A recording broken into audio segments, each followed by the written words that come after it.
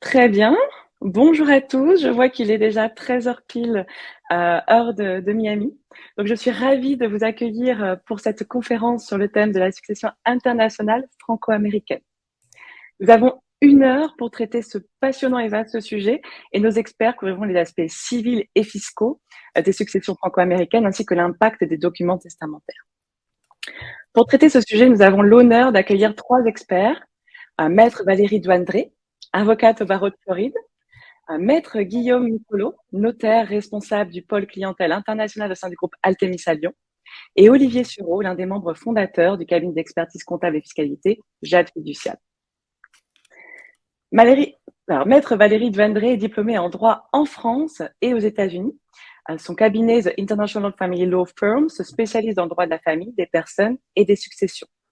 Elle plaide régulièrement devant les tribunaux de Floride et est aussi un médiateur certifié par la Cour suprême de Floride. Et en tant que tuteur certifié, justement, elle assiste également les enfants matrés. Maître Guillaume Nicolo est spécialisé depuis près de 20 ans sur les questions patrimoniales dans un contexte international et notamment dans un cadre franco-américain.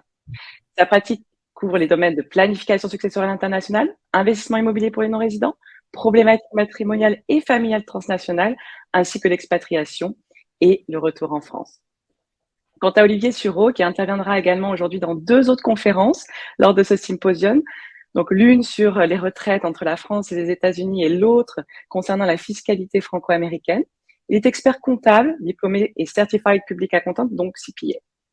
Olivier est cofondateur donc de Jade Fiducial, qui est une société de comptabilité et fiscalité pour les entreprises et particuliers, français et américains, basée notamment aux États-Unis.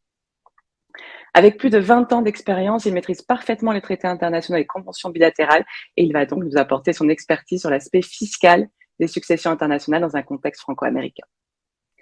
Alors, sans plus attendre, je vais laisser la main et la parole à nos experts. Je vous retrouverai à l'issue de cette présentation. Pour ceux d'entre vous qui ont des questions, n'hésitez pas à nous les adresser dans le chat de la session. Nos experts veilleront à y répondre, bien évidemment, dans la mesure du possible, c'est-à-dire aussi dans la limite de notre temps imparti. Mais sachez que, quoi qu'il arrive, vous pourrez poser des questions à nos experts par la suite au sein du booth, c'est-à-dire dans l'onglet Expo sur le côté de la page centrale de OP. Voilà, je vous souhaite à tous une excellente conférence et je reprendrai la main tout à l'heure. Alors, ok, Guillaume, ok. Donc, qui est concerné par cette conférence? Ok. Eh bien, ce sont tous les Français expatriés, les Français qui vivent ici, les Français qui sont citoyens américains, mais aussi citoyens français. Donc, en fait, ça concerne énormément de nos concitoyens floridiens et américains en général. Donc, c'est une chose qui est très importante puisque vous avez besoin de connaître le système juridique dans les 2 cas lorsqu'il y a un décès, puisque cela peut avoir des conséquences assez importantes et que parfois une planification à l'avance, quand on a les informations, évidemment, c'est le plus important. Alors, Guillaume, qui est, attendez, il y a mes experts. D'accord. Alors, les grandes thématiques dont on va parler aujourd'hui, ce sont tous les problèmes juridiques justement qui sont liés à une succession franco-américaine, notamment comment ça se passe aux États-Unis lorsque quelqu'un décède, parce que c'est complètement différent de la France. Quelles sont les lois successorales qui s'appliquent lorsqu'on est confronté à une succession franco-américaine?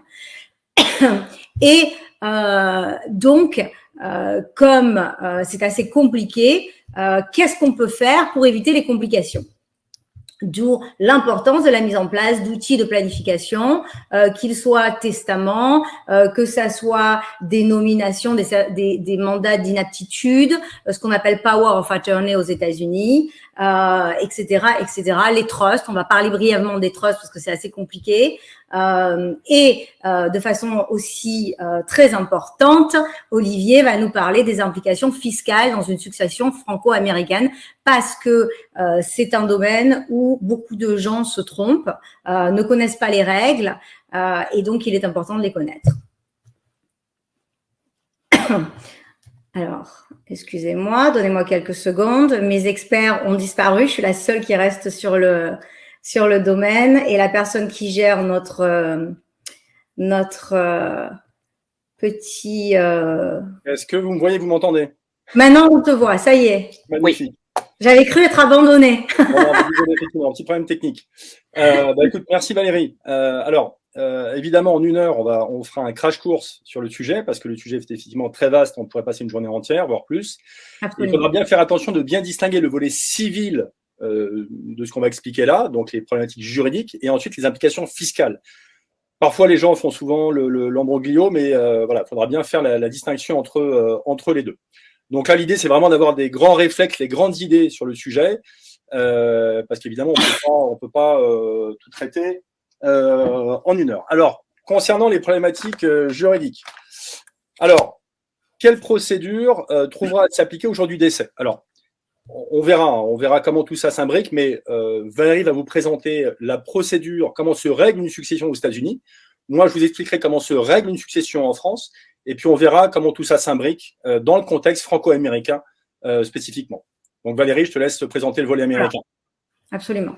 Voilà. Et on va par contre, Guillaume et moi, on ne va pas vraiment vous parler des taxes puisque c'est Olivier qui va vous en parler puisque c'est lui l'expert.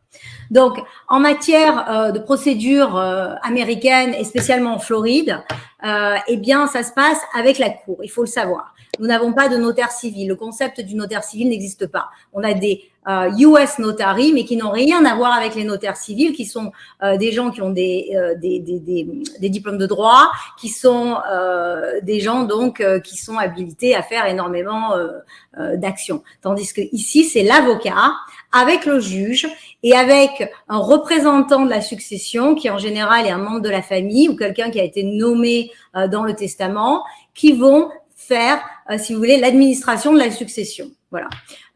Il y a différentes procédures, mais toutes ces procédures passent par la cour, par le juge en fait qui supervise ce qu'il se passe. Ok.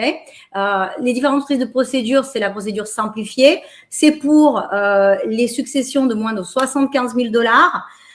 Et ou celle où le décédant est décédé depuis plus de 2 ans et où on n'a pas besoin d'un exécuteur testamentaire, d'un personnel représentatif, donc des représentants de la succession, pour faire des actes comme transmettre des titres de propriété.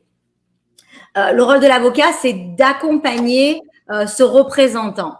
Le rôle du juge, c'est de superviser que tout se passe selon la loi et aussi selon le testament s'il y en a un.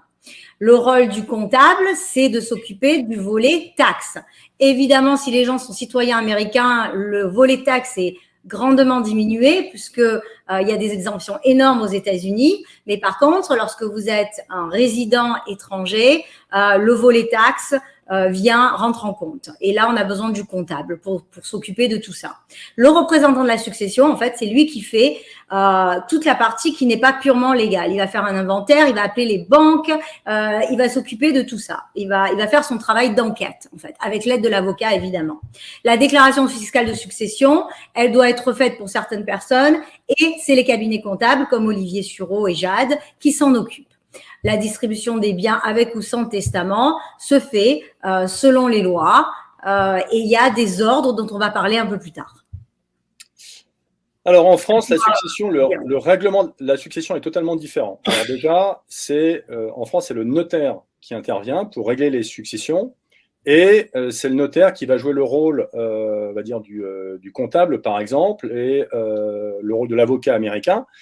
Donc, c'est le notaire qui va récupérer l'ensemble des informations nécessaires concernant le patrimoine du défunt, notamment c'est le notaire qui va interroger les différentes banques pour récupérer les comptes bancaires, qui va déterminer si oui ou non il y a des biens immobiliers au nom du défunt en France.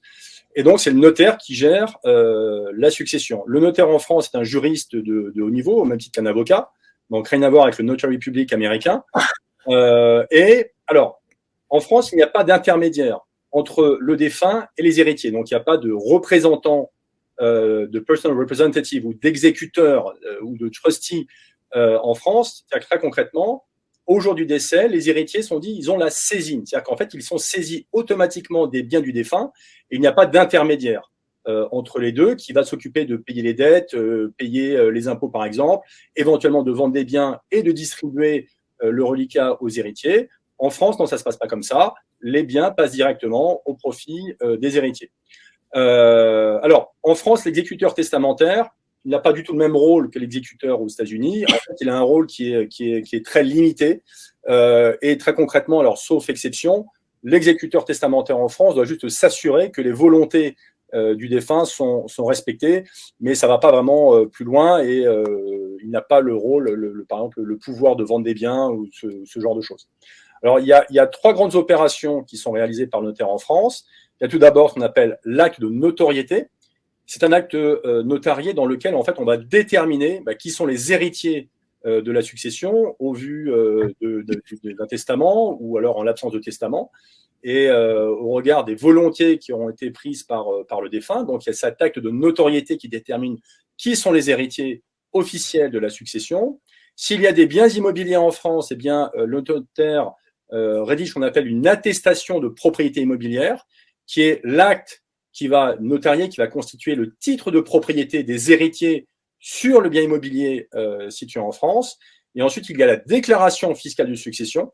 Alors, cette déclaration fiscale de succession, lorsque la succession est gérée par un notaire, elle est faite par le notaire. Voilà, c'est lui qui va déclarer les biens de la succession, qui va appeler les droits de succession éventuellement dus en France et qui paye ces droits à l'administration fiscale française. Sachez, pour être totalement transparent, que cette déclaration fiscale de succession, il n'est pas obligatoire de passer par un notaire pour la réaliser, mais généralement, voilà, c'est le notaire qui la rédige lorsque c'est lui qui suit tout le process du règlement de la succession en France. Donc voilà comment ça se passe aux États-Unis et voilà comment ça se passe en France.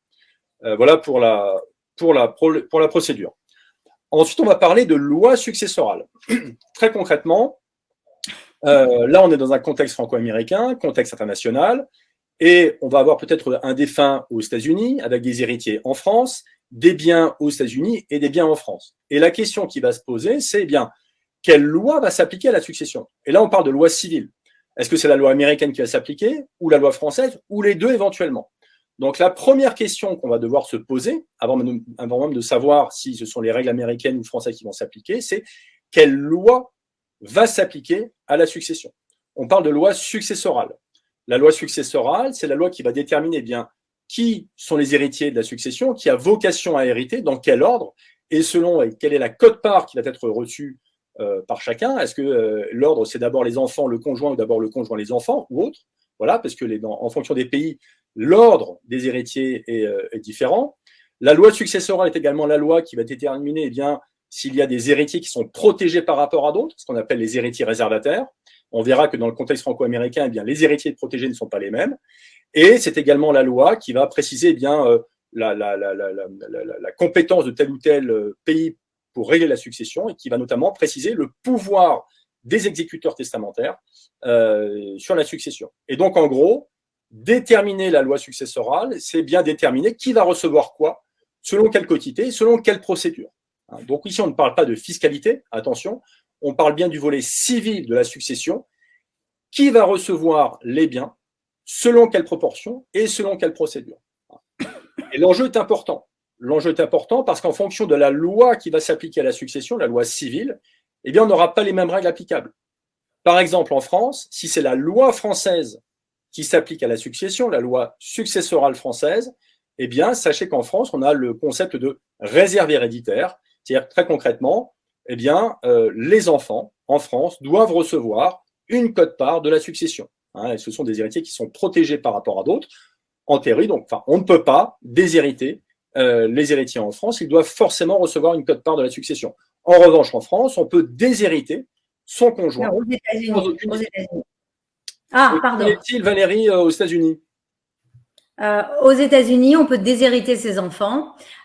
S'ils sont à part, et on peut déshériter qui on veut en fait. Aux États-Unis, c'est la liberté totale, à part les deux exceptions, qui sont l'élective share et le homestead. Donc l'élective share, c'est que, à part si votre femme y a renoncé dans un document qui est l'équivalent d'un contrat de mariage, elle a droit, donc à part s'il y a eu cette renonciation, votre épouse a droit à 30% de tous vos biens, partout, même certains trusts irrévocables. Les trusts révocables sont inclus, les biens à l'étranger sont inclus, à part encore une fois si elle y a révoqué, et même si vous avez fait un testament. Donc si c'est la loi américaine qui s'applique, c'est la protection qui est donnée à l'épouse.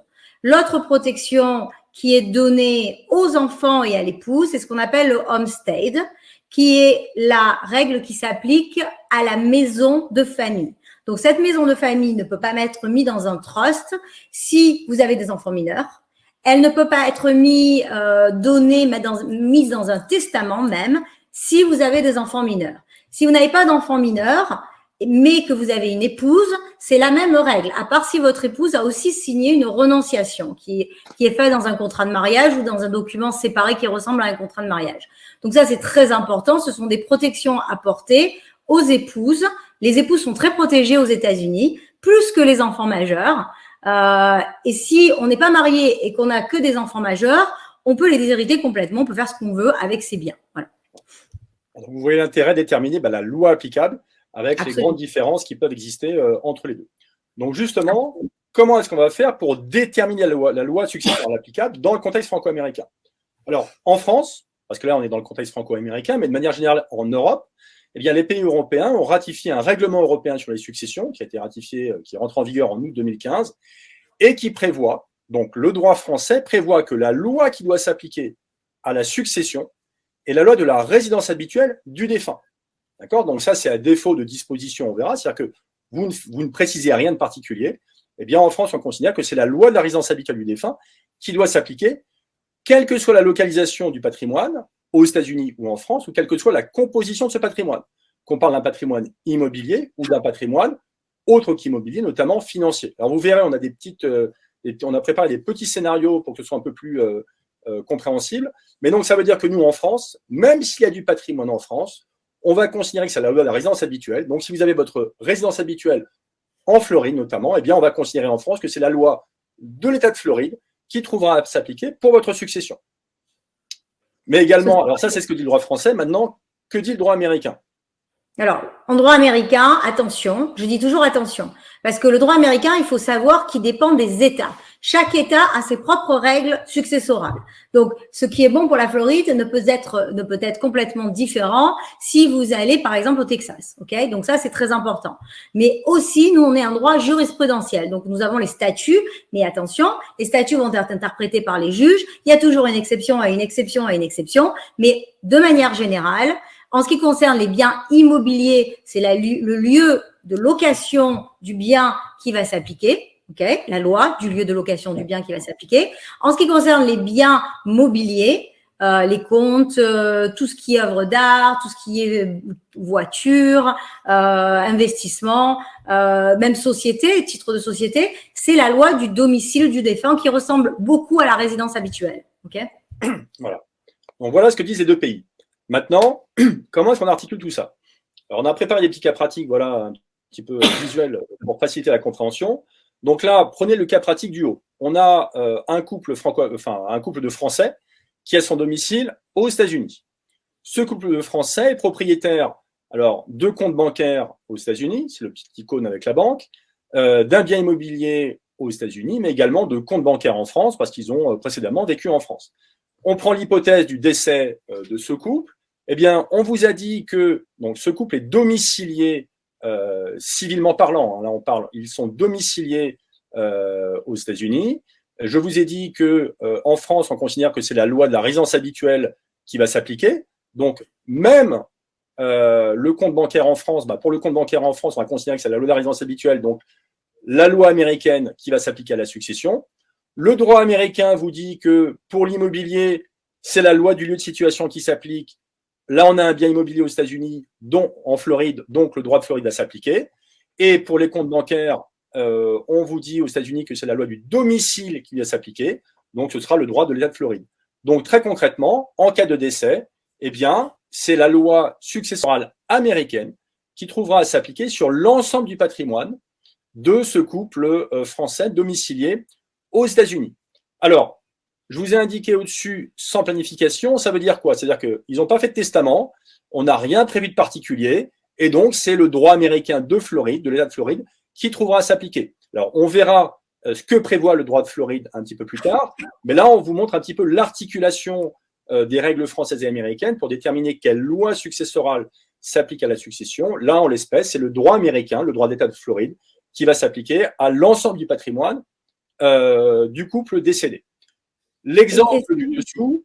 Attends, et avant que tu ailles sur l'exemple du dessus, je veux préciser que c'est extrêmement important. Pourquoi? Parce que en Floride, les couples mariés ont une copropriété maritale qui fait que le survivant prend la propriété automatiquement en pleine propriété parce qu'ils sont tous les deux propriétaires de 100%.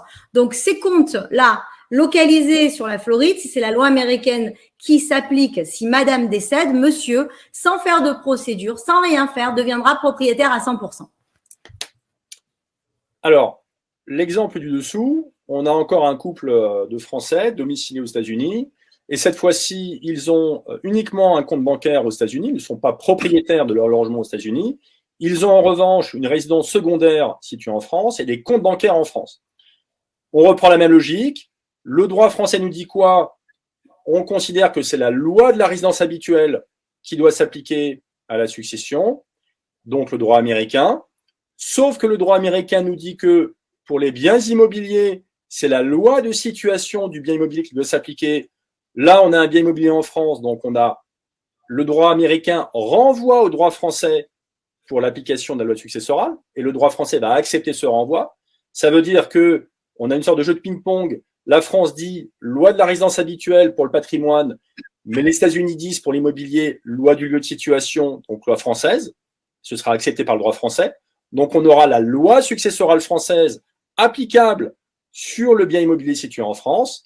En revanche, pour les actifs qui ne sont pas immobiliers, donc les actifs financiers, qu'ils se trouvent aux États-Unis ou en France, la France considère que c'est la loi de la résidence habituelle qui s'applique, donc le droit d'État de Floride, et l'État de Floride considère que c'est la loi du domicile, donc la loi de l'État de Floride. Donc, pour les actifs financiers, de manière générale pour les biens qui sont dits meubles, qui ne sont pas immobiliers, donc les titres de société, les comptes bancaires, véhicules, bijoux, œuvres d'art, meubles blancs, c'est la loi de l'État de Floride qui va s'appliquer. Donc, ce qui veut dire qu'ici, on aura, de nouveau, sans planification, on n'a rien prévu de particulier, pas de testament ni rien, on est décédé, on se voit appliquer les règles telles quelles, loi successorale française pour l'immobilier situé en France, loi successorale américaine pour tout le reste, et donc on aura deux mini-successions qui vont s'ouvrir, une en France avec l'intervention du notaire français, comme je vous l'ai expliqué, et une aux États-Unis avec toute la procédure américaine qui trouvera également à s'appliquer sur les comptes bancaires français.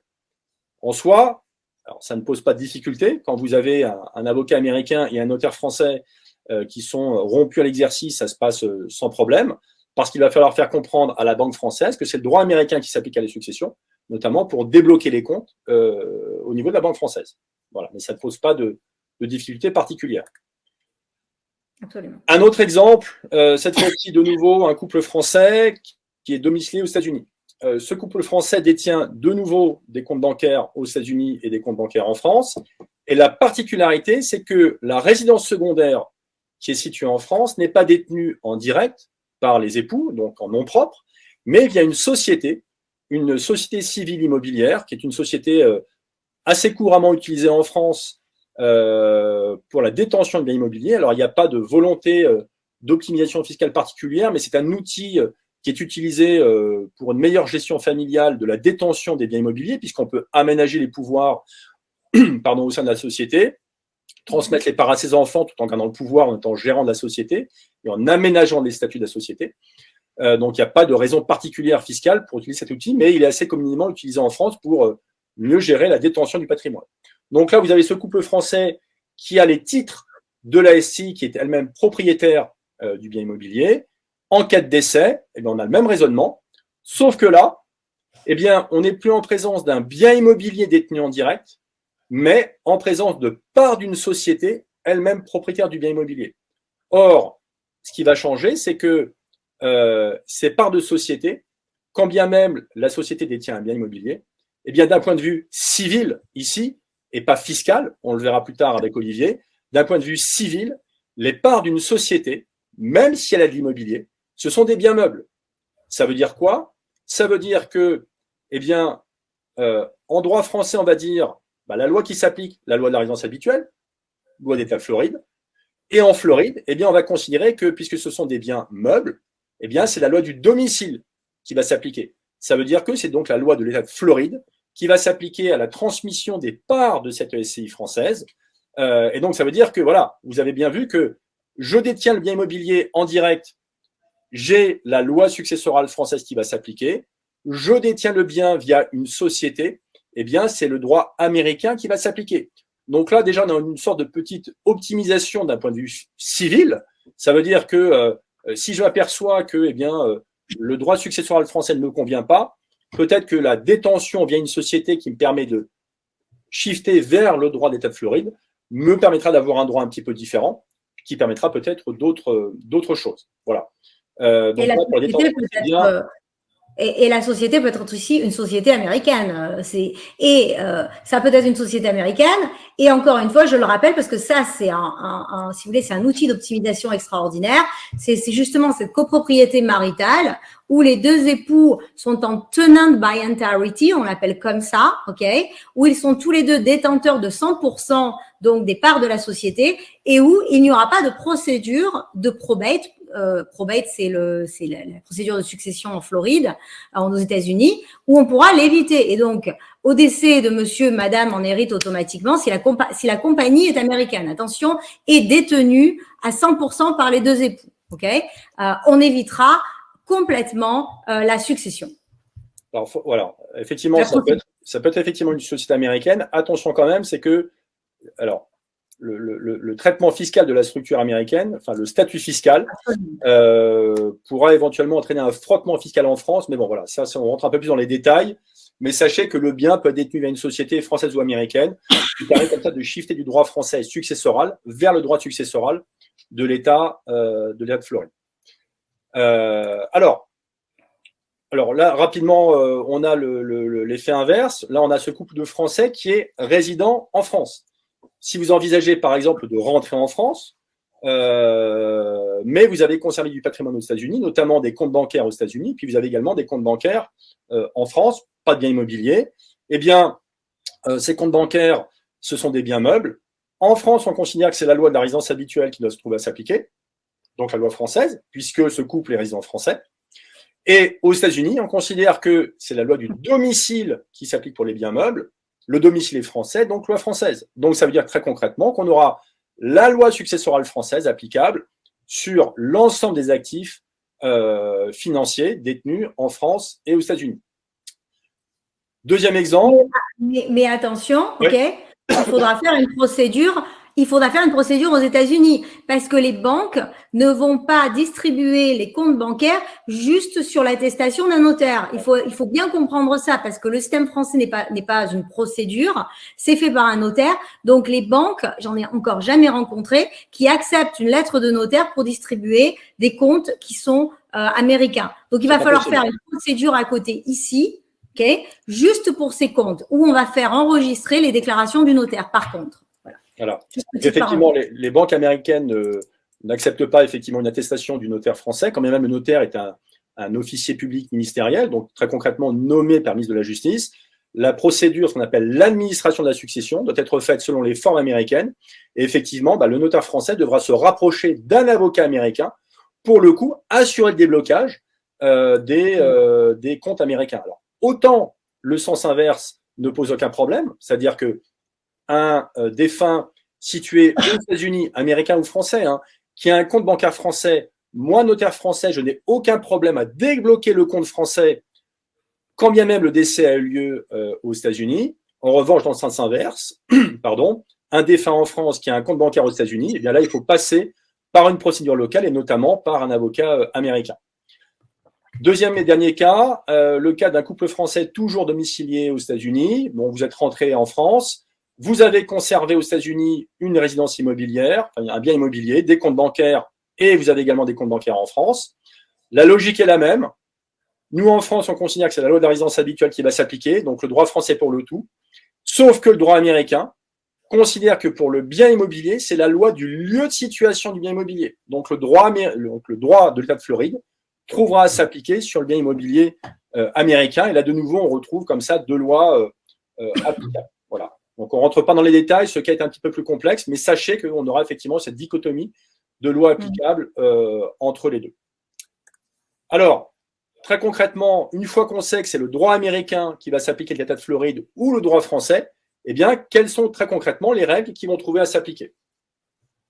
Alors, en Floride, s'il n'y a pas de descendants d'enfants, de petits-enfants, la succession revient à 100% au conjoint survivant.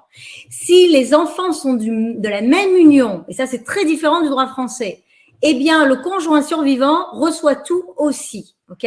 Donc, monsieur et madame ont 2 enfants, monsieur décède, eh bien c'est madame qui hérite de tout. Les enfants n'héritent de rien puisqu'on considère qu'ils vont hériter de madame. Par contre, s'il y a des enfants d'une autre union, eh bien, dans ces cas-là, l'époux survivant reçoit 50% et les autres enfants, ceux de la même union et ceux de l'union d'avant, vont se partager les autres 50% à part égale. Si il n'y a aucun descendant et aucun époux survivant, ça remonte aux parents. Voilà. En gros, c'est ça. Donc ça, c'est l'État de Floride, hein, évidemment. C'est Floride, absolument. Voilà, ces règles-là vont dépendre de… C'est les règles de la… Et attention, encore une fois, et j'insiste, les tenant by entirety, qui est la copropriété maritale. Si monsieur et madame ont un compte joint et que c'est la loi de Floride qui s'applique, eh bien, madame hérite de la totalité du compte joint parce qu'il y a une présomption qu'ils sont en copropriété maritale et elle en hérite automatiquement. Maison, compte bancaire, tout bien qui est détenu en Floride par 2 époux mariés, il y a une présomption, c'est la copropriété maritale tenant by entirety, et elle va en hériter à 100%, même si il y a des descendants d'une autre union, puisqu'elle en était propriétaire déjà de 100%. C'est la présomption. Voilà. Alors en France, comment ça se passe? Donc en France, j'ai un des conjoints décès, donc j'ai un conjoint survivant, et je n'ai pas d'enfant, et je n'ai pas non plus de parents du défunt. Et bien dans ce cas-là, la succession va revenir intégralement au conjoint survivant. En revanche, si le défunt était marié avec des enfants, eh bien, dans ce cas-là, c'est le conjoint survivant qui a le choix de recevoir ce qu'il souhaite. Alors attention, je le précise, là, c'est en l'absence de testament. Hein, donc là, on a les dispositions légales du Code civil qui trouvent à s'appliquer. Je n'ai pas de testament. Je décède, je n'ai rien fait, je me vois appliquer les règles légales françaises. Donc, le conjoint survivant aura le choix de recevoir soit l'ensemble du patrimoine régi par le droit successoral français en usufruit, et les enfants reçoivent la nue propriété. L'usufruit permet, alors en France, la propriété est décomposée en 2 éléments, l'usufruit et la nue propriété. L'usufruit permet de conserver l'usage des biens qui sont reçus. Donc très concrètement, si c'est un bien immobilier, je peux l'habiter. S'il s'agit de biens immobiliers qui sont mis en location ou d'actifs financiers, eh bien, je peux récupérer les revenus de ces investissements. Et les enfants reçoivent la nue propriété, qui est une propriété à terme, qui est en fait, les enfants deviendront plein propriétaires le jour du décès de l'usufruitier, donc du conjoint survivant. Donc ce choix, soit 100% d'usufruit, soit un quart du patrimoine de la succession en pleine propriété, et donc les enfants reçoivent 3/4 en pleine propriété. Si le conjoint survivant, alors donc si j'ai un défunt, un conjoint survivant, que je n'ai pas d'enfant, mais que le défunt avait des parents, encore ses parents, eh bien, dans ce cas-là, le conjoint survivant va recevoir 50% des biens et 50%, l'autre moitié, va revenir aux parents du défunt. Voilà les règles légales en absence de dispositions autres. Alors, on l'a vu, ça c'est voilà ce qui se passe en l'absence de toute planification. Alors, quelle étape où est-ce qu'on peut aller un petit peu plus loin pour planifier, anticiper sa succession? Alors déjà, effectivement, rédiger un testament. Alors le testament, c'est bien parce que c'est l'outil, on va dire, un peu universel, qui est connu par quasiment tous les pays dans le monde. Et on a de grandes chances que le testament rédigé dans un pays soit reconnu dans un autre. Alors, le testament permet quoi? Permet d'une part d'exprimer ses souhaits, c'est-à-dire qu'il va éviter qu'on se voit appliquer les dispositions légales françaises ou américaines si on veut sortir de ces dispositions légales. Donc, il va permettre d'exprimer ses souhaits, d'exprimer le fait que je veux transmettre tel bien à telle personne, je veux déshériter telle personne. Voilà, on exprime sa volonté. On va pouvoir avantager ou désavantager certaines personnes. Et surtout l'intérêt, et notamment en Europe, le testament va permettre de choisir la loi applicable à sa succession. Le règlement européen, qui a été ratifié par les pays européens en août 2015, donne cette possibilité dans le testament de choisir la loi applicable à sa succession. Alors attention, on ne choisit pas sa fiscalité, on choisit la loi successorale, on choisit le volet civil.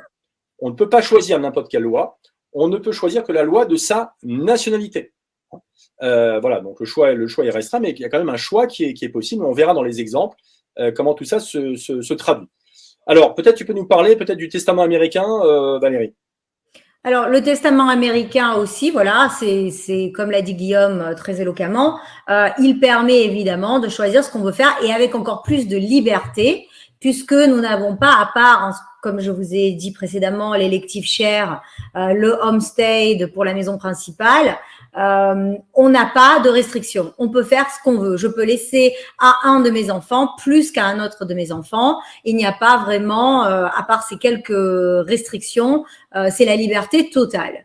Et ça, c'est très, très important. Par contre, attention, en Floride, les testaments oraux ou les testaments écrits à la main, mais qui ne sont pas faits selon les formalités requises, à savoir devant un notaire et deux témoins, ne vont pas être reconnus, alors qu'en France, ils le sont.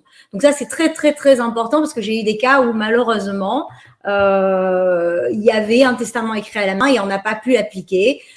Et c'est parti à des héritiers qui n'avaient aucun lien avec le décédent et c'était un peu triste quoi, parce que elle voulait le donner à des amis qui étaient devenus de la famille.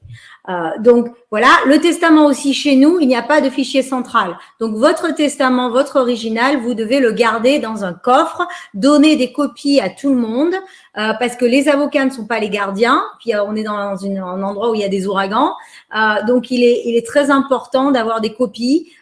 Et de les garder très précieusement avec vous dans un coffre où ça ne peut pas être modifié par des membres de la famille ou détruit par des membres de la famille mal intentionnés. Ça, c'est très, très important. Et il vous permettra en effet aussi de choisir la loi applicable dans certains cas, parce que rappelons-nous, ici, c'est un droit jurisprudentiel, donc en ce qui concerne le droit immobilier, les biens immobiliers, vous n'allez pas pouvoir choisir quelle est la loi qui s'applique. Par contre, dans certaines hypothèses, en ce qui concerne les autres, vous allez pouvoir le faire, les autres biens. Voilà. Alors en France, donc à l'inverse du droit américain, en France, la majorité des testaments sont des testaments holographes, donc des testaments qui sont écrits à la main. Alors très concrètement, le client, alors on prépare des projets pour le client, et le client prend une feuille blanche, écrit ses volontés, ceci est je sous-signais, monsieur Untel, ceci est mon testament, et puis on l'écrit à la main, on le date, on le signe, et on l'envoie au notaire. Voilà, donc les formalités sont assez limitées. On envoie au notaire, le notaire pour le coup récupère l'original du testament, le dépose au coffre de l'étude. Et l'avantage que l'on a en France, c'est qu'on a un fichier central des testaments. Ça veut dire que on va inscrire dans un fichier central informatisé le fait que le testament de Monsieur X a été déposé en l'étude de Maître Untel situé en France. Et ça permet donc de s'assurer de la conservation du testament, de savoir où il se trouve. Très concrètement, si le testament d'un client est déposé chez moi à l'étude à Lyon, et que la succession s'ouvre 20 ans après, et qu'un enfant a un copain qui est notaire à Paris, eh bien cet enfant va aller voir son copain notaire à Paris, va dire voilà, papa, maman sont décédés, est-ce que tu pourrais regarder s'ils ont laissé un testament quelque part en France? Eh bien le notaire parisien va interroger la base de données, il a l'obligation, c'est la première opération qu'on doit faire, on doit interroger le fichier central. Eh bien, le notaire parisien, 20 ans après, verra qu'il y a un testament déposé dans l'étude à Lyon. Le confrère parisien va interroger le confrère de Lyon qui va lui transmettre le testament qui était dans son coffre. Voilà. Donc, c'est comme ça qu'on s'assure de la conservation des testaments en France. Et sachez que le fichier français est connecté à d'autres pays européens. C'est-à-dire qu'on a accès, nous, aux fichiers, par exemple, aux fichiers belges, et les Belges ont accès aux fichiers français. Donc voilà, il y a une interconnexion qui se fait de plus en plus entre les différents fichiers de différents pays européens. Alors, on a d'autres formes de testament. Le testament authentique, qui est un testament qui est fait par devant notaire, qui est très, très formel. Mais la majorité des testaments sont les testaments holographes. Donc, attention dans le contexte franco-américain de ne pas mettre en place justement un testament holographe français qui trouvera à s'appliquer aux États-Unis. Et effectivement, comme l'a dit Valérie, notamment en Floride, ça ne fonctionnera pas. Et je tiens à préciser que le testament authentique, français, est complètement reconnu, valide et peut être accepté dans la procédure américaine. Donc, si vous avez un testament authentique français, vous pourrez vous en servir dans la procédure américaine. Donc, ça, c'est très, très important parce que j'ai plein de gens qui viennent me voir qui veulent faire 2 testaments et c'est pas toujours nécessaire. Il y a d'autres documents qui sont beaucoup plus importants quand vous vivez en Floride qu'un 2e testament américain. Ouais. Et puis, on a également en France qu'on appelle le testament international qui a été mis en place pour ressembler un petit peu à ce qui se fait aux États-Unis, notamment le testament est dactylographié par le notaire. Et puis, on a l'intervention également de témoins pour coller un petit peu à la procédure américaine. Voilà. Alors, est-ce qu'on doit faire un ou plusieurs testaments dans le contexte franco-américain? Ça dépend de plein de choses. De nouveau, un petit exemple. On a repris un petit peu les cas qu'on a présentés précédemment. Vous avez dans le cas du haut, vous avez ce couple français domicilié aux États-Unis. C'est le même cas présenté précédemment.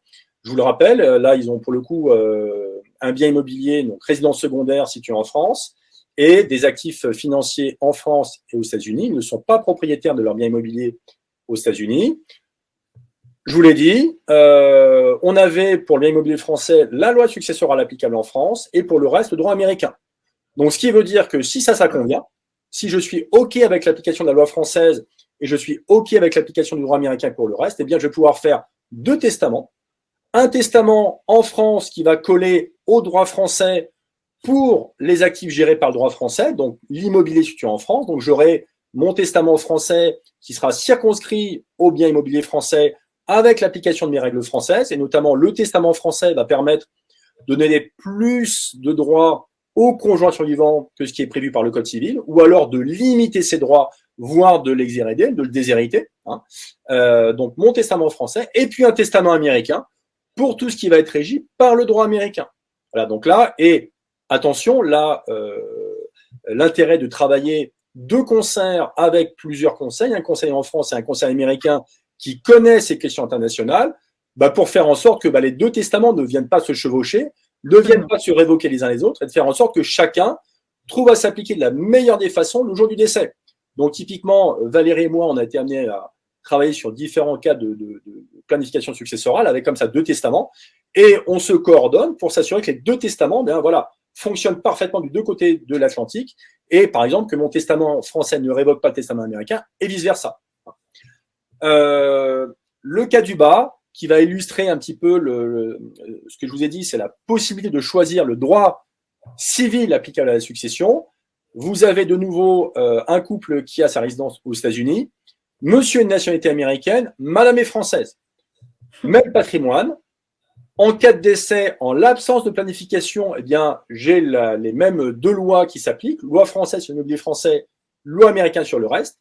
Mais je vous ai dit qu'en Europe, on reconnaît le choix de loi opéré par le client, notamment si le client est de nationalité américaine, il pourra dire en Europe, je veux que pour le bien immobilier situé en France, ce soit le droit américain qui s'applique à ma succession parce que je suis de nationalité américaine. Et ce choix de loi, il est fait dans un testament. Ça pourrait être un testament américain qui trouvera donc à s'appliquer sur l'ensemble du patrimoine. Moi, notaire français, je n'ai aucun problème à avoir un testament américain fait en les formes américaines, trouvant à s'appliquer sur un bien immobilier en France ou un compte bancaire en France. Peu importe. D'accord? Il sera traduit, on fera ce qu'il faudra le jour du décès, mais je n'ai aucun problème avec ça. Donc voilà comment est illustré le choix de loi applicable à la succession. Alors, on va passer un petit peu. Alors, coût de la donation entre époux française. Alors, si vous êtes français, que vous êtes marié en France, avec ou sans contrat de mariage, le notaire français vous a sûrement proposé la rédaction d'une donation entre époux, qu'on appelle également la donation au dernier vivant. C'est un outil qui est franco-français. Il sert à quoi cette donation entre époux? Eh bien, c'est un document qui est rédigé pour améliorer les droits du conjoint au jour du décès. Ça ressemble à un testament. C'est un acte notarié, mais les dispositions sont prises exclusivement au profit du conjoint vivant. Il faut savoir que cette donation entre époux française, qui est typiquement franco-française, fonctionne, je dirais à 99% des cas, très mal dans un contexte international. Pourquoi? Parce que la rédaction qui est faite, et souvent les matrices qui sont utilisées, font que c'est un acte qui va trouver à s'appliquer sur l'ensemble du patrimoine du défunt. Or, on peut avoir du patrimoine aux États-Unis, potentiellement géré par le droit américain, selon la procédure américaine, et donc ça veut dire qu'on a un acte qui vient empiéter sur ce qui va se passer aux États-Unis. Donc moi, souvent, ce que je conseille, alors d'abord, je dois lire la donation entre époux, puis voir comment elle est rédigée, mais souvent, je déconseille ce type d'outil dans un contexte international. Soit on se marie en France, on sait qu'on va partir en expat aux États-Unis, le notaire vous propose ça, moi je dis non. Si vous en avez déjà une, il faut la regarder pour voir si elle va pas venir, s'il n'y aura pas un frottement civil au jour de la succession entre le testament français, le testament américain, la donation entre époux. Souvent c'est le chaos, ça fonctionne très mal. D'autant que la loi floridienne et la loi américaine en général est très protective de l'époux survivant. Oui, tout à fait. Mais voilà, du fait de sa spécificité franco-française de la rédaction, la donation entre époux française, souvent, je la déconseille. Alors, coût du trust. Alors, peut-être tu peux expliquer ce qu'est un trust de manière rapide, Valérie, puis je vous dirai si ça fonctionne ou pas en France. Alors, le trust, c'est une création juridique. C'est un peu comme une compagnie. Voilà. Imaginez ça comme une compagnie. C'est un peu difficile comme concept à comprendre.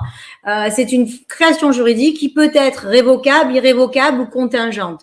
Donc, révocable, vous créez cette création juridique, cette fiction juridique. Vous pouvez mettre des biens dedans, mais à tout moment, vous pouvez l'annuler, la dissoudre. Si elle est irrévocable, vous ne pouvez pas, et en général, dans beaucoup de cas, vous ne pouvez même pas bénéficier, donc c'est vraiment pour les très riches.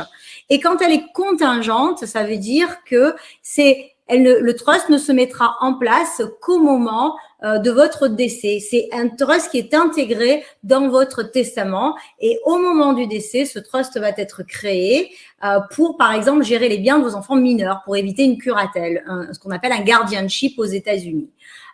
C'est très utile, surtout quand on a des enfants mineurs, mais c'est pas toujours nécessaire. Donc, c'est vraiment au cas par cas.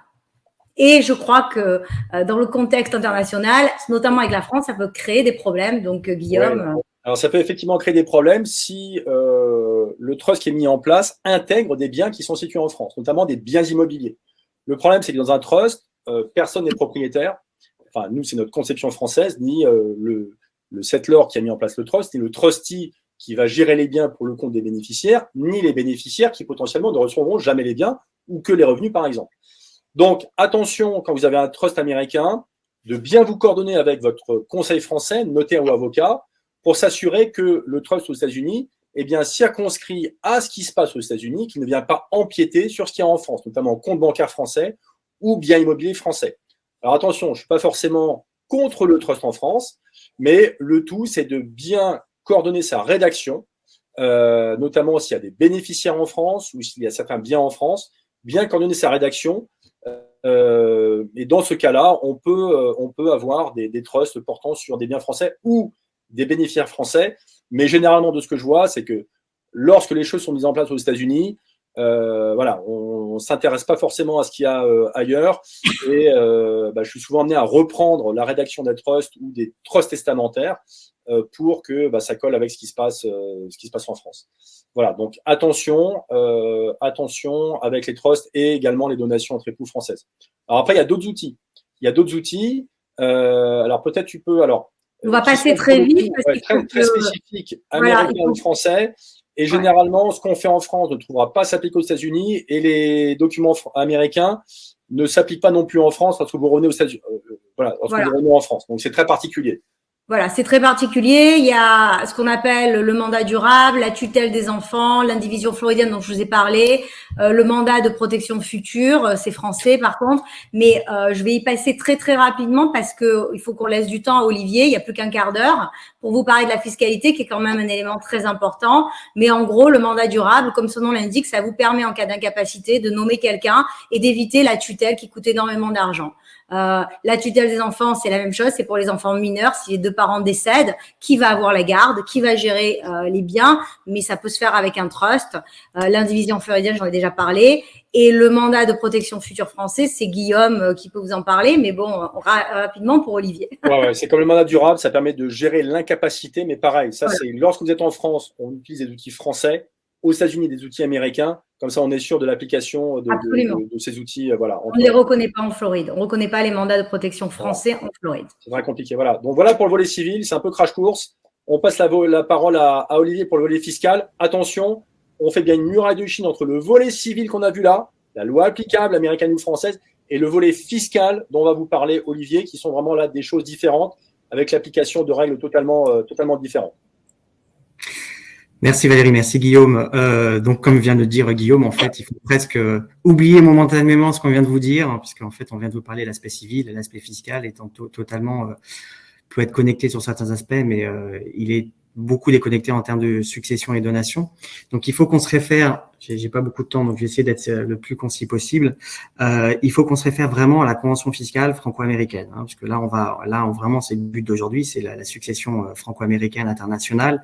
Donc, le maître mot de cela, de cette session par rapport à la fiscalité, c'est la convention fiscale qui a été conclue entre la France et les États-Unis, et cette convention concerne uniquement l'application de la fiscalité internationale franco-américaine au regard des successions et donations. On a d'autres conventions qui existent et qui ont été conclues entre la France et les États-Unis, notamment en matière d'impôt sur le revenu, mais cette convention a été conclue entre la France et les États-Unis est une source d'avantages assez colossale, parce qu'il faut savoir qu'il y a que 20 pays au monde qui ont signé des accords fiscaux concernant les successions et donations avec les États-Unis, donc c'est très très peu. Il y en a 10 fois plus et encore plus au niveau de l'impôt sur le revenu qui ont été signés avec les États-Unis. Donc là, c'est vraiment une rareté et qui nous donne vraiment un certain nombre d'avantages fiscaux quand on est en situation franco-américaine. Donc la première chose qu'il faut qu'on constate, en fait, c'est la définition de la résidence fiscale. Parce qu'on parle en termes de succession, on parle souvent aux États-Unis de domicile fiscal, qui est différent de la résidence fiscale en termes américains, on va en parler après.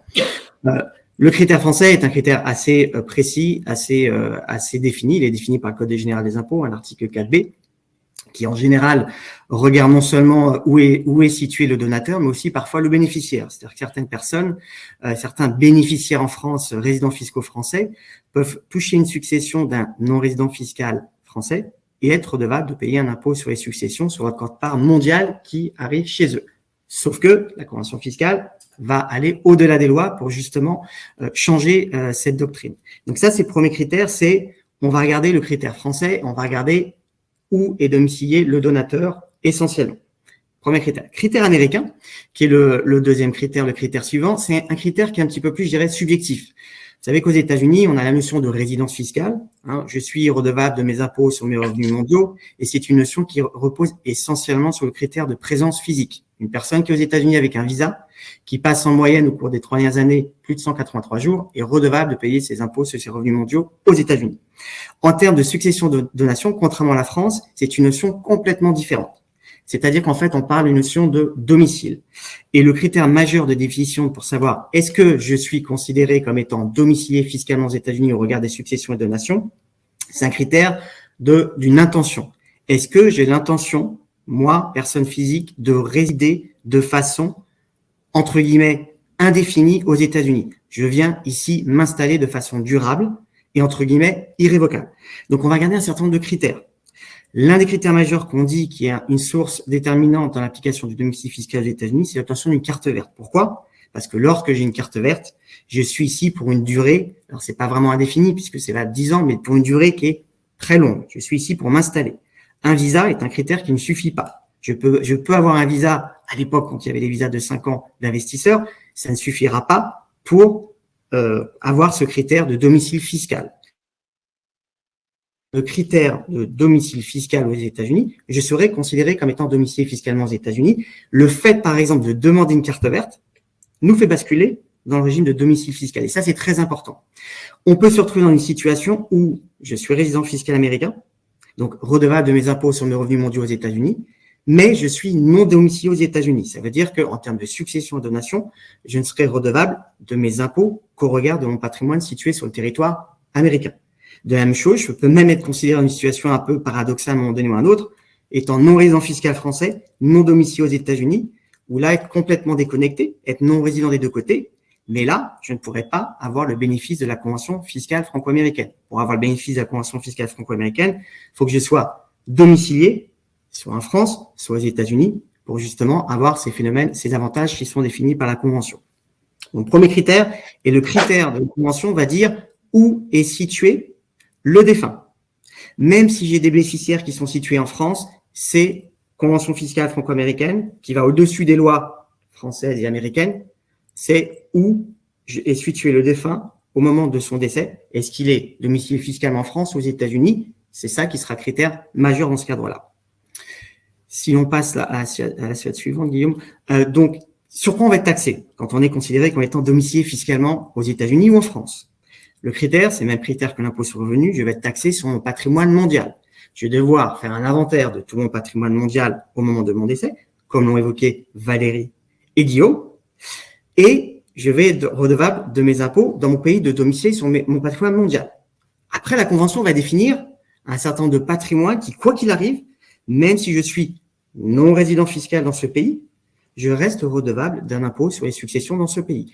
Et le critère majeur, souvent, pour lequel il faut vraiment faire référence, c'est l'article 5 de la Convention fiscale qui le précise, ce sont les biens immobiliers. À partir du moment où on a des biens immobiliers dans un pays, que ce soit en France ou aux États-Unis, peu importe mon statut fiscal, je resterai redevable de payer mes impôts, au moins sur ce patrimoine situé dans le pays où est situé ce bien immobilier. Et attention, comme Guillaume l'a évoqué tout à l'heure, quand on parle de bien immobilier, c'est pas parce que je loge mon bien immobilier dans une société que je ne suis pas considéré comme comme de l'immobilier. C'est-à-dire que ce sont des sociétés à prépondérance immobilière, comme l'a évoqué par exemple Guillaume dans le cadre des SCI en France ou aux États-Unis, si je recours par exemple à une LSC, une Limited Liability Company. Donc attention, par immobilier, on entend société également à prépondérance immobilière. Donc, dans ce cas, je serai redevable de payer un impôt. Peu importe mon statut de résidence fiscale, même si je suis non résident en France, je suis redevable de payer un impôt en France et de la même chose aux États-Unis. Donc, faites attention également à ça. Souvent, quand on quitte, on se dit, j'aurais plus rien à voir avec mon pays. Non, non. J'ai un bien immobilier situé dans ce pays-là. Je serai redevable de ce bien immobilier. La convention fiscale me permet d'être exonéré, entre guillemets, sur certains actifs dans le pays où ils y sont situés. Guillaume et Valérie en parlaient tout à l'heure. Par exemple, demain, j'ai des actions de sociétés françaises ou j'ai des comptes en banque en France, ça restera assujetti dans le pays de résidence fiscale, même si ces actifs sont situés dans le pays, dans l'autre pays en fait. Par exemple, en l'occurrence la France.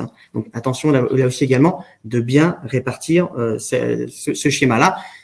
Encore une fois, j'insiste, le droit interne dit une certaine chose, ce sont les conventions fiscales qui vont définir la fiscalité qui va être applicable.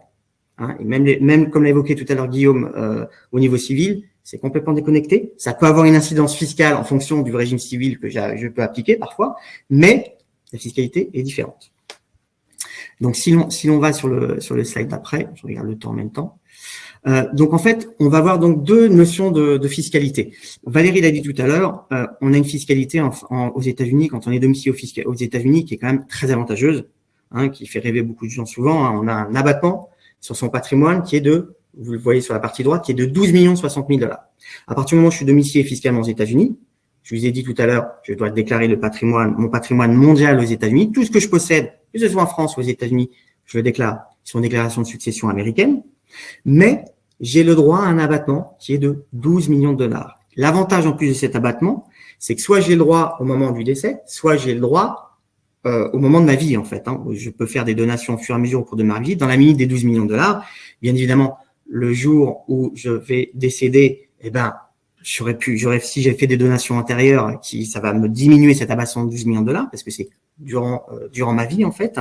Mais c'est un avantage qui est quand même assez colossal, et c'est par personne. Donc, un couple, ça vous fait plus de 24 millions de dollars. Donc, c'est quand même un avantage fiscal qui est assez intéressant, assez important. Donc, souvent, on a souvent tendance à, je dis pas occulter, mais l'aspect fiscal aux États-Unis quand on est résident fiscal américain en termes de succession, parce que quand on a un patrimoine qui est inférieur à 12 millions ou 24 millions quand on a un couple, les challenges ne sont pas les mêmes. Et c'est vrai qu'on s'oriente souvent plutôt vers qu'est-ce que je possède, notamment en France, si j'ai de l'immobilier. Et c'est là où, comme Guillaume en a parlé tout à l'heure, c'est là où ça peut avoir une particularité importante. L'avantage fiscal réel de la convention, c'est, attention quand on est non-résident fiscal. Quand on est non-résident fiscal, je l'ai évoqué tout à l'heure, on est taxable uniquement sur son patrimoine situé dans le pays, notamment le patrimoine immobilier, comme j'ai évoqué tout à l'heure. C'est en certains cas le patrimoine mobilier également, sauf si c'est du patrimoine qui est dans sa résidence d'habitation. Mais quand je suis non-résident, le patrimoine immobilier, et je suis redevable depuis un impôt dans le pays de résidence. Donc, normalement, quand je suis aux États-Unis, je suis non domicilié, non résident. Si je décède et j'ai de l'immobilier, attention, l'abattement est que de 60 000 $. C'est pas grand-chose, quand on a de l'immobilier, surtout vu le prix de l'immobilier en ce moment. On a un bien immobilier de 500 000 $, je décède, je suis taxable, redevable de payer un impôt sur 440 000 $. Sauf que j'ai la convention fiscale qui me dit la chose suivante. Convention fiscale me permet en fait d'augmenter cet abattement. Au lieu d'avoir un abattement de 60 000 $, la convention fiscale va me dire, je vais prendre mon patrimoine américain par rapport à mon patrimoine mondial que je possède au moment du décès. Imaginons que j'ai un patrimoine américain qui fait 1 million de $, un patrimoine mondial qui fait 10 millions de $. Le poids de mon patrimoine américain versus mon patrimoine mondial fait 10% dans cet exemple-là. La convention dit la chose suivante, je vais prendre ces 10%, à ces 10%, je vais appliquer l'abattement auquel a droit un Américain résident fiscal. 12 60 000 $. Donc, 12 60 000 $ multiplié par 10%, je serai exonéré à hauteur de 1 million de $ sur ma succession américaine. Versus 60 000 $ si je n'avais pas la convention fiscale. Ça, j'insiste. C'est pour ça qu'à ce moment-là, c'est important de déposer en bonne et due forme, Valérie l'a évoqué tout à l'heure, la déclaration de succession en termes fiscal aux États-Unis, en invoquant la convention fiscale pour demander le bénéfice de cet abattement. Premier avantage. Autre avantage également, vous savez que aux États-Unis, lorsqu'on transmet à son conjoint qui est lui-même titulaire d'un passeport américain, on peut lui transmettre sans limite d'abattement. On peut transmettre ce que l'on veut à un conjoint citoyen américain. La convention fiscale nous permet, parce que si je n'ai pas le passeport américain, j'ai droit à rien, entre guillemets, sauf à l'abattement classique des 12 millions de $. La convention fiscale nous dit, si l'un des conjoints est français ou américain dans le défunt, je peux appliquer l'abattement auquel a droit un Américain. Donc, 12 millions de $ sur ce que je vais lui transmettre. Donc, si demain j'ai un patrimoine de 20 millions de $, je vais pouvoir donner à mes enfants 12 millions de $ en tant que résident américain. Mais en plus, si mon conjoint, qui malheureusement n'est pas citoyenne américaine, ne peut pas avoir le bénéfice de la déduction maritale illimitée, elle est juste française, entre guillemets, eh ben, je vais pouvoir lui rajouter ces 8 millions de $ en lui faisant sur un testament, bien évidemment, sur un testament, et en lui donnant ces 8 millions de $ et je bénéficierai d'une exonération totale sur 20 millions de $. Donc ça, c'est volet côté américain. Côté français, sachant qu'attention, aux États-Unis également, sachez qu'une donation est considérée comme irrévocable au bout de 3 ans. C'est-à-dire que si, au cours des 3 années précédentes mon décès, j'ai fait une donation à l'un de mes héritiers, je fais comme si la donation n'avait jamais existé. C'est-à-dire qu'entre guillemets, j'ai donné un bien immobilier il y a 2 ans à un héritier. Ce bien immobilier a doublé de valeur en 2 ans, ce qui peut se passer en ce moment notamment. Je décède malheureusement dans les 3 ans, et ben je vais intégrer l'intégralité de cette donation et à la valeur du marché. Donc là, une donation est actée aux États-Unis qu'au bout de 3 ans. Du côté français, vous savez qu'on a le droit de donner tous les 15 ans un abattement, alors c'est en fonction de la ligne de descendance, mais par exemple entre parents-enfants à 100 000 €. Sachant que du côté français, c'est tous les 15 ans. Donc si bien évidemment j'ai utilisé au cours des 15 années précédentes cet abattement, je vais devoir juste réinsérer les donations que j'ai effectuées, mais juste le montant, mais je ne bénéficierai pas 2 fois de l'abattement. Il faut que j'attende un délai de 15 ans. Donc ça, c'est un avantage fiscal qui est assez réel aussi également qui existe en France. Tous les 15 ans, je peux donner à hauteur de 100 000 € à mes héritiers, bien évidemment, par personne. Donc, par couple, ça fait 200 000 € par enfant. Après, en fonction de la ligne de parenté, comme vous le voyez, cette ligne de parenté, elle change également. Si on va dans la slide d'après, vous verrez, là, pour le coup, ce sera le poids de la fiscalité. À combien je vais être imposé une fois ces abattements appliqués? Donc, je suis, par exemple, non domicilié en France, non résident fiscal français. Je possède un bien immobilier en France au moment de mon décès. Donc, on aura cette fiscalité qui s'appliquera Alors, selon les critères qu'a évoqué Guillaume, bien évidemment, parce que si j'ai d'autres à voir, il faudra également les inclure dans la déclaration de succession. Même si à la fin, je paierai un impôt uniquement sur la fraction du bien immobilier, pour calculer mon taux d'imposition, je vais quand même regarder le patrimoine mondial que je possède au moment de ma succession. Donc, cet abattement, quand on a un lien de descendance direct, il est, entre guillemets, assez favorable du côté français, mais moins j'ai de liens directs, plus mes taux d'imposition sont forts et élevés. Ce qui n'est pas le cas aux États-Unis, les 12 millions de dollars que je peux donner, peu importe à qui je les donne. Après, il y a des problématiques de génération skipping, tax transfert qui peuvent s'appliquer, mais peu importe à qui je le donne, j'ai le droit de donner à qui je veux et dans la limite de 12 millions de dollars sans payer un impôt. Donc, du côté français, demain, j'ai du patrimoine en France, je décède, j'ai du patrimoine immobilier, je décède, je vais devoir payer un impôt en France selon les critères qu'on a évoqués tout à l'heure. Du côté américain, je suis résident fiscal américain. Première chose, je vais appliquer mon abattement de 12 millions de dollars. Attention. Et après, sur ce que j'aurai au-dessus de 12 millions de dollars, il faut déjà l'atteindre, mais ce que j'aurai au-dessus de 12 millions de dollars, je serai imposé selon les tranches d'imposition que vous voyez sur la partie droite, qui va au maximum à 40% dès lors que je dépasse 1 million de dollars. Mais vous voyez bien que si j'ai aucun abattement, les tranches vont très vite aux États-Unis également. Donc attention, comme j'ai évoqué tout à l'heure, l'importance de cette convention fiscale qui nous donne quand même énormément d'avantages fiscaux, c'est que ça nous permet quand même d'avoir un certain nombre d'abattements que si je n'en avais pas, si j'ai que 60 000 dollars, et je suis non-résident fiscal américain sans convention fiscale, je vais vite payer 40% d'impôt. Donc là aussi, attention à cette fiscalité. Et encore une fois, peu importe à qui je transmets, j'aurai toujours une fiscalité qui va s'appliquer, que ce soit aux États-Unis ou en France. Les démarches, et Valérie Guillaume l'a évoqué tout à l'heure, c'est très important de passer par un avocat et un notaire. On ne peut jamais faire abstraction de ces deux professionnels parce que c'est une clé importante, surtout quand on a des actifs en plus des deux côtés de l'Atlantique. Donc ça, c'est super important d'avoir un bon notaire international et une bonne avocate internationale, comme vous savez aujourd'hui dans cette conférence.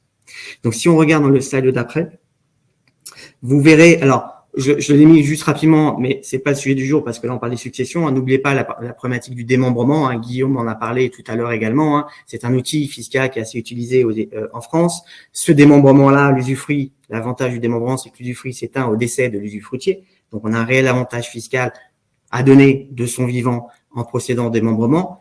Le seul petit tic du démembrement, c'est que ce démembrement, à proprement parler, n'est pas reconnu fiscalement. Je parle bien fiscalement, même si civilement, il est reconnu en certains États, notamment certains États, un État, la Nouvelle-Orléans, mais fiscalement, il n'est pas reconnu en tant que tel aux États-Unis. Donc, on va considérer que d'un point de vue fiscal, on fait une donation d'un avantage futur.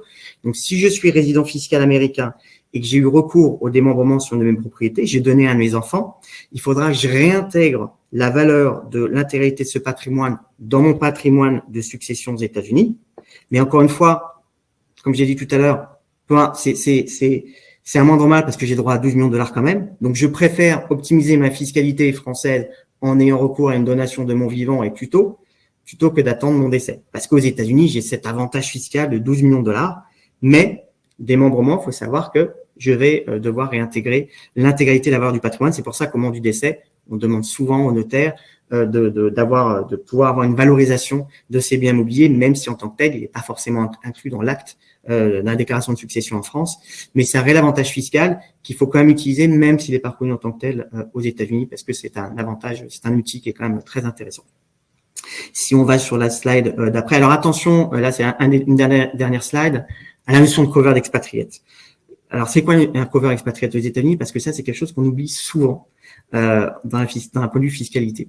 Souvent, certains d'entre vous allez vous dire, moi, j'ai ma carte verte ou j'ai le passeport américain, je rentre vivre en France, je veux plus en entendre parler parce qu'il va falloir que je continue à faire des déclarations fiscales aux États-Unis puisque par mon statut de passeport américain, je reste au-delà de mes impôts aux États-Unis ou j'ai ma carte verte. Je veux rendre plus ça, je veux plus avoir affaire au fisc américain.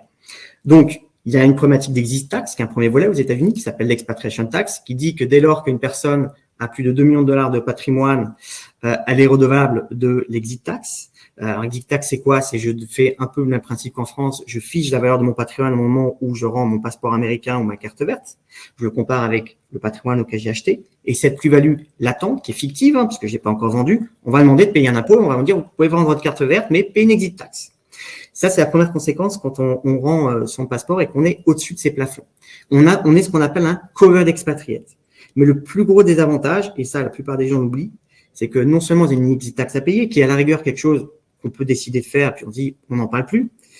Le réel des avantages, c'est que si vos enfants, eux, sont américains ou ont une carte verte, et ils vont vous dire, bah, écoutez, ça, c'est votre problème, vous voulez repartir vivre en France, mais moi, ma vie, c'est aux États-Unis, je suis américain, j'ai mon passeport, je reste ici. Le fisc américain a la chose suivante, sur toutes les donations et successions futures que vous allez effectuer à vos enfants, vous serez taxable et redevable d'un impôt aux États-Unis sans bénéficier d'abattement. Ça veut dire quoi? Ça veut dire que même si je peux être protégé par des conventions fiscales, malheureusement, le statut de covered expatriate est très punitif pour les gens qui ont décidé de rendre leur passeport et qui ont des enfants qui restent aux États-Unis. Et attention, la charge de cet impôt est redevable par le bénéficiaire. En règle générale, aux États-Unis, la charge de l'impôt est redevable, contrairement à la France, il est redevable officiellement par le défunt.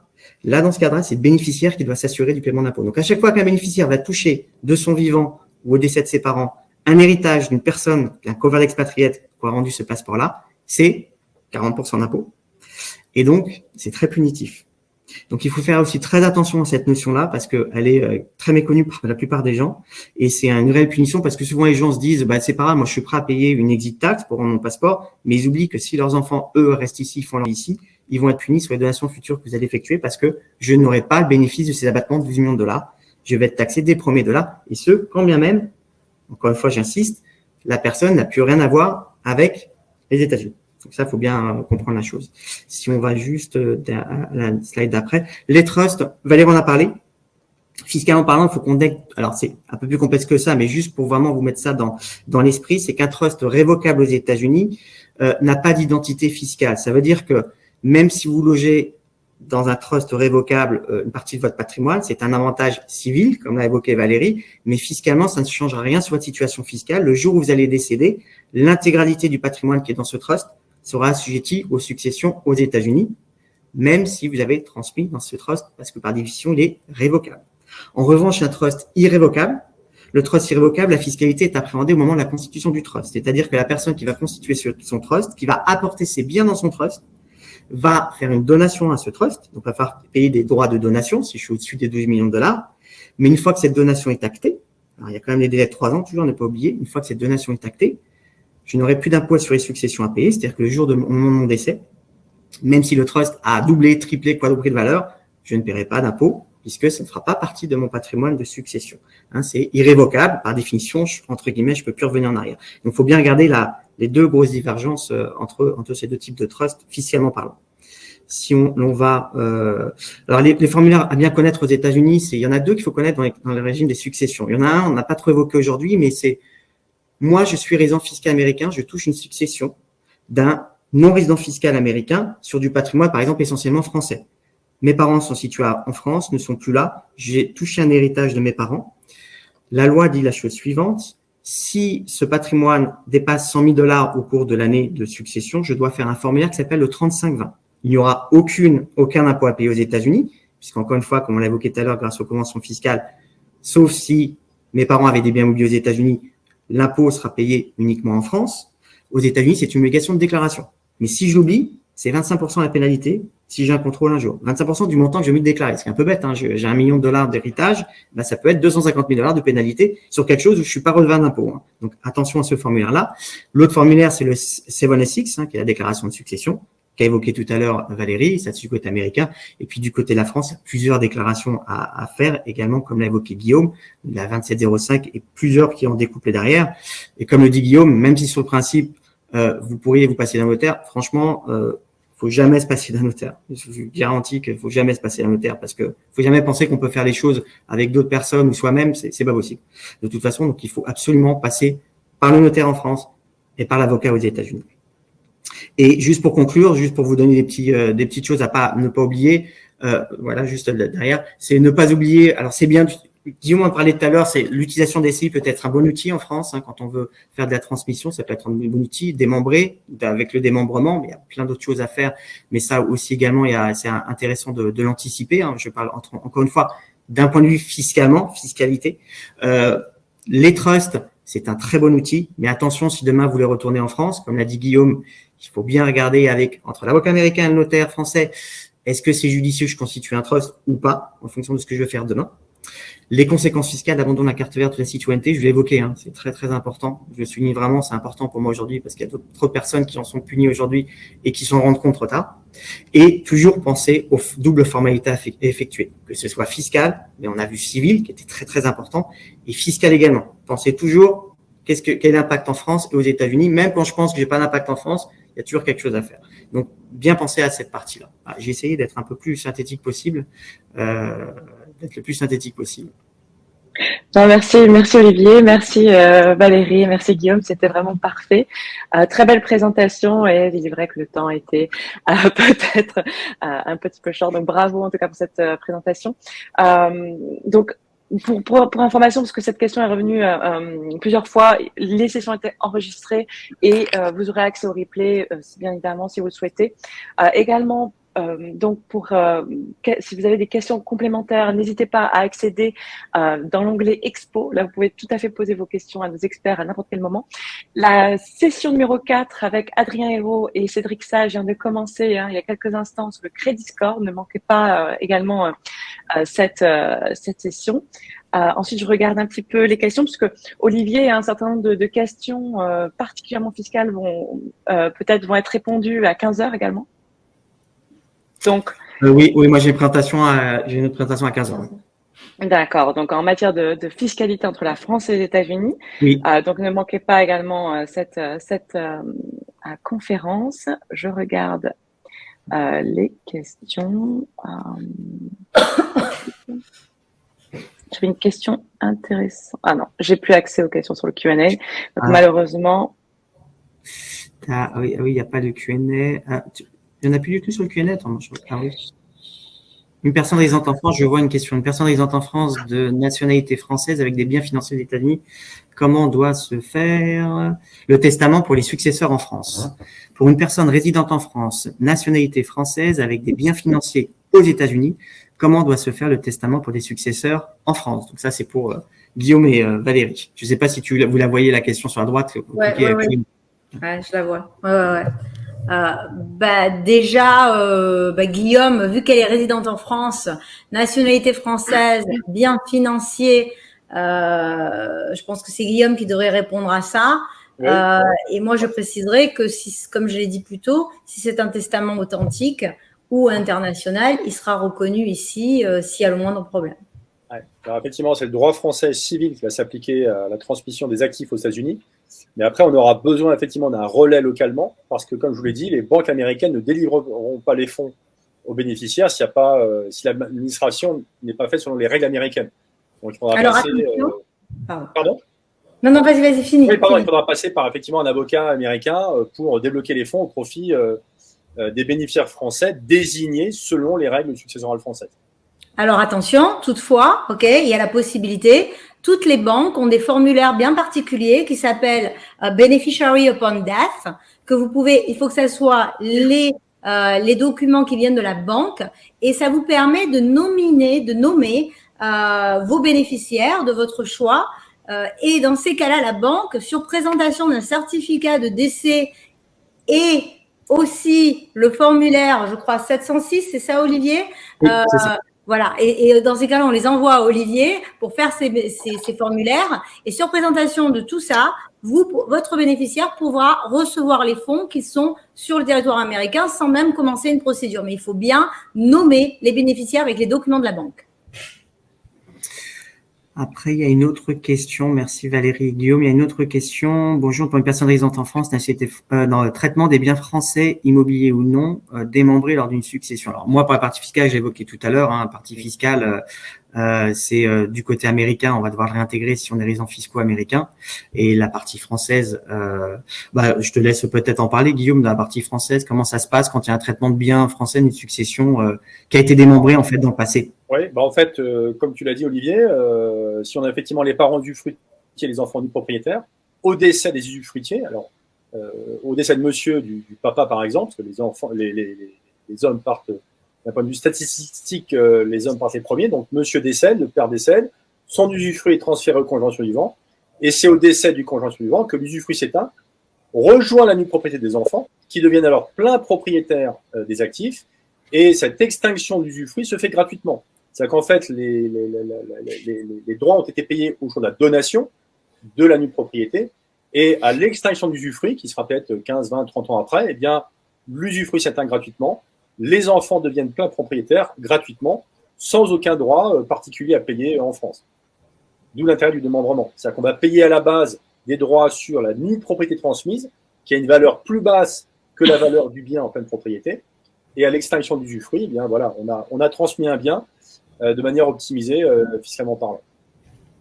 D'accord. Merci Guillaume. Après, une question qui est un peu pointue. Je pense que c'est pour toi Guillaume. En France, si notre parent, là c'est plutôt notre chat, si notre parent ne fait aucun document, dans le cas où ce parent se remarie, comment cela se passe entre les enfants du parent et de l'époux du défunt, sachant qu'un de ses enfants est américain-français, résident américain, et les autres enfants sont français, résidents en France? Bon, alors en fait, la question c'est s'il y a des enfants de plusieurs mariages, alors effectivement, là, pour le coup, alors si on ne fait pas de testament et si c'est le droit français qui s'applique, alors il n'y a qu'une option qui s'applique, on n'a plus l'usufruit, mais les enfants recevront uniquement un quart en PP. Mais si on veut augmenter les droits du conjoint, il faut effectivement faire un testament. Alors on ne va pas rentrer dans les détails ici, mais effectivement, quand vous avez des enfants de plusieurs lits, il faut absolument aller voir votre notaire pour aménager tout ça et s'assurer que voilà, que soit on augmente les droits du conjoint, des enfants, enfin, on peut pas répondre comme ça de manière détaillée à la situation. Allez voir votre notaire et pour régler la situation. Voilà, je vote en touche. Oui, non, mais c'est pas si facile, c'est pas facile comme question. Oui. Non, pas du tout. Et il y a Caroline Ratsky qui demande les coordonnées d'un avocat, mais en fait, vu sa situation, c'est pas vraiment un avocat dont elle a besoin ici. Ça serait plutôt de contacter Guillaume, puisque apparemment il y a une vente de propriété en France et une succession française. Donc moi, je lui recommanderais d'appeler Guillaume et d'appeler aussi Olivier pour justement les déclarations dont il parlait, si elle reçoit une succession, de la déclarer aux États-Unis, et d'appeler Guillaume pour voir comment la succession doit se passer en France. Je ne pourrais pas, moi, en tant qu'avocat américaine, vraiment l'aider, puisque tout se passe à l'étranger. Vu qu'elle parle, j'aide les gens à part quand ils ne parlent pas anglais. Des fois, je fais l'intermédiaire entre le notaire et le client, mais là, elle parle français, autant couper l'avocat américain du milieu, quoi. Elle n'en a pas besoin. Quel est le nom de la personne qui a posé la question? Caroline Ratsky. Ouais, c'est Caroline. Caroline, je serais ravi de… Elle demande comment contacter Guillaume et Olivier. Donc, Betty, tu peux peut-être lui dire. Absolument. Alors après, il y a une question de Jean. Il y a pas mal de Q&A qui sont arrivés là maintenant. Pour un couple franco-américain de double nationalité résidant aux États-Unis en Californie avec un enfant d'une première union de nationalité française et vivant en France, quelles options pour la succession en cas de décès des deux conjoints? Alors, là, c'est le droit américain qui va s'appliquer. Donc, c'est du droit américain de l'État de Californie. Donc, de nouveau, plutôt que de se voir appliquer les règles légales de l'État de Californie, allez voir un lawyer localement qui fera un testament pour aménager les droits de l'enfant, du conjoint, etc. Parce que là, c'est le droit américain qui va s'appliquer sur la succession. Absolument. Le droit civil américain. Après, il y a une autre question, mais je sais dans ta présentation, Valérie, tu l'avais indiqué. À quelle date doit-on déclarer les formulaires à l'IRS au décès d'une défunte en France avec un bien immobilier en France? Donc ça, Valérie, tu l'avais indiqué, hein, c'est les 9 mois. La déclaration doit être déposée dans les 9 mois du décès avec une possibilité d'extension de 6 mois supplémentaires. Donc ça nous renvoie à 15 mois maximum du côté américain. C'est une question du côté américain. Ouais. Et vu les délais qu'il y a en ce moment, ils sont assez sympas. Ça. Oui, c'est vrai. Après, c'est une question de Johan. Je suis en visa en E1 depuis 2019, valable 5 ans à l'époque, succession française de parents français. Même si je suis résident fiscal américain, je ne paierai que des impôts en France corrects et déclaration 35-20 seulement, WFBAR et 89-38. Donc oui, Johan, si la succession dépasse $100 000, déjà vous devez faire le formulaire 35-20. Donc dans l'année qui suit le décès de vos parents. Donc en fait, si vos parents sont décédés en 2021, il faut le faire en 2022 dans les mêmes délais que votre déclaration d'impôt sur revenu classique.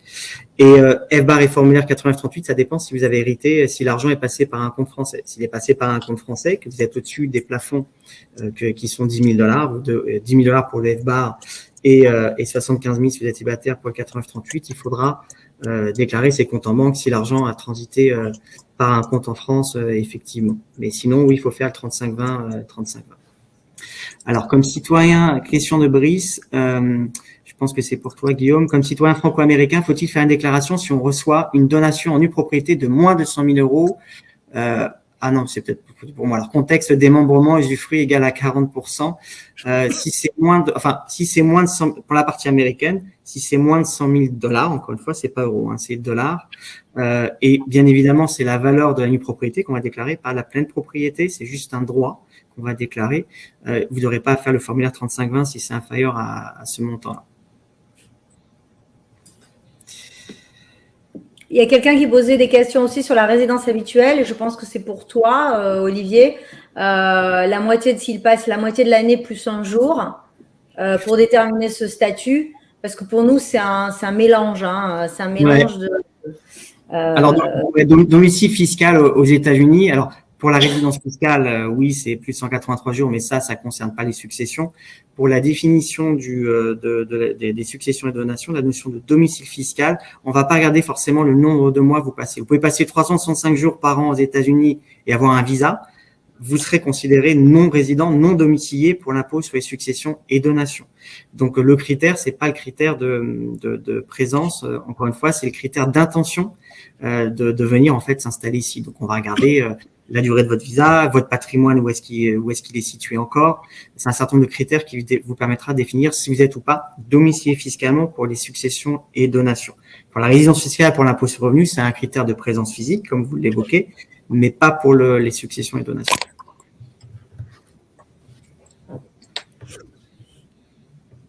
Je crois que c'est tout. Je vois rien d'autre. Plus de questions sur démembrement, je crois, Stéphane. Six questions sur démembrement, cas de succession, grands-parents français qui ont donné de leur vivant à une propriété des petits-enfants franco-américains. C'est-à-dire que pour les petits-enfants américains, est-ce qu'ils ont des droits à payer au décès de leurs grands-parents français? Du côté français, je pense que tu l'as bien dit, hein, Guillaume, déjà. Oui, côté français, pas de droit. Hein, l'usufruit s'éteint gratuitement. Donc, les petits-enfants deviendront plein propriétaires du bien immobilier. Mais après, effectivement, il y a en fait des choses. Voilà. Et côté américain, il y aura juste le formulaire éventuellement 3520. Il faudra déclarer l'intégralité de la valeur du bien, pas seulement l'intégralité de la valeur du bien au moment du décès. Et c'est tout en fait. Il n'y a pas de droit de sur les successions du côté américain. Je ne sais pas si vous voyez autre chose. Hein, je pense que. Betty, tu vois autre chose, non? Il y a sur le chat, il y a une question de plus. C'est pour Olivier et Guillaume. Toujours Caroline Ratsky. Imposée en France pour la vente de la propriété, va-t-il y avoir une double imposition aux USA? Elle est résidente aux États-Unis. Donc ça, c'est pour vous. C'est les taxations pour toi, Olivier. Oui. Alors du côté américain, règle de l'imposition sur les revenus mondiaux. Hein, donc je vais redéclarer la plus-value française, recalculée selon les règles de fiscalité américaine. C'est-à-dire que même si en France j'ai bénéficié d'un abattement, par exemple pour durée de détention ou autre, je suis taxé sur l'intégralité de ma plus-value aux États-Unis. Donc j'ai recalculé la totalité de ma plus-value. Donc ça va être mon coût d'acquisition, mon prix de vente moins mon coût d'acquisition, éventuellement des travaux que j'ai pu faire, sachant que tout ça c'est converti au taux de change. Et c'est là où il faut faire très attention quand on a un bien immobilier en France, surtout en ce moment vu les taux de change qu'ils nous font en yo-yo, c'est que on va calculer votre coût d'acquisition converti au taux de change à la date où vous avez acheté le bien. Donc, par exemple, vous pouvez vous retrouver dans une situation où vous avez acheté le bien à 1,50, par exemple, en euros, et vous revendez aujourd'hui au taux de change d'aujourd'hui, donc on va dire à 1, converti au prix de vente. Donc, vous voyez qu'il peut y avoir 50% d'écart quand on convertit la plus-value. Donc, ça peut être à votre avantage ou désavantage. Donc, parfois, on a eu le cas, nous, quand on avait des clients où le taux de change était à 1,60, à l'époque, c'était même 33% la fiscalité française sur les biens immobiliers. Donc, ils se disaient, non, ici, en fait, je suis tranquille puisque à l'époque, c'était même 15% sur les plus-values ici aux États-Unis.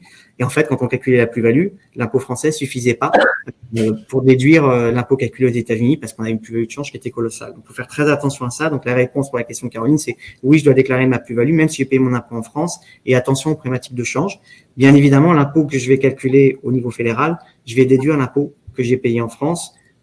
En revanche, attention, j'habite dans un État où il y a un impôt d'État, puisque là, je ne pourrais pas déduire l'impôt français. Donc, si j'habitais en Californie ou dans un autre État que la Floride, où il y a un impôt sur le revenu d'État, là, vous serez taxé des premiers dollars sur cette plus-value française.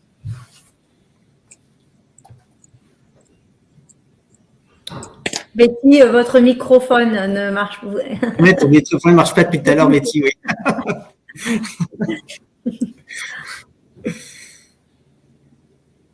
Tu arrives pas à le mettre. Ouais. J'ai la double nationalité, réside aux États-Unis, je vais hériter d'actifs, puis bien mouillé par mes parents français, quelle fiscalité dont je suis redevable dans ce cas. Bah, moi, du côté américain, on l'a déjà dit tout à l'heure, ça sera pas du côté américain, c'est de ton côté, Guillaume. Côté français, application des abattements français, donc 100 000 euros par parent par enfant. Et puis ensuite, application du barème progressif entre parents-enfants, entre 0 et 45% en fonction du montant du patrimoine. Donc là, la fiscalité, elle sera française. Bon, ben voilà. Ben écoutez. C'est nous qui allons conclure. Non, ben, c'est pas grave, Betty. On va dire au revoir à ta place. Oui. Bon, ben c'était un plaisir à tous. Merci d'être venus nous entendre. Merci à tout le monde. Olivier, tu veux dire quelques mots? Non, mais merci à vous deux aussi. Merci à Betty, à USA France. Et puis merci à vous deux également, pour toute la présentation. Merci à tout le monde. Merci Olivier. Merci Valérie. Merci Betty. Merci aux présents ce soir. Oui, merci aux présents. Et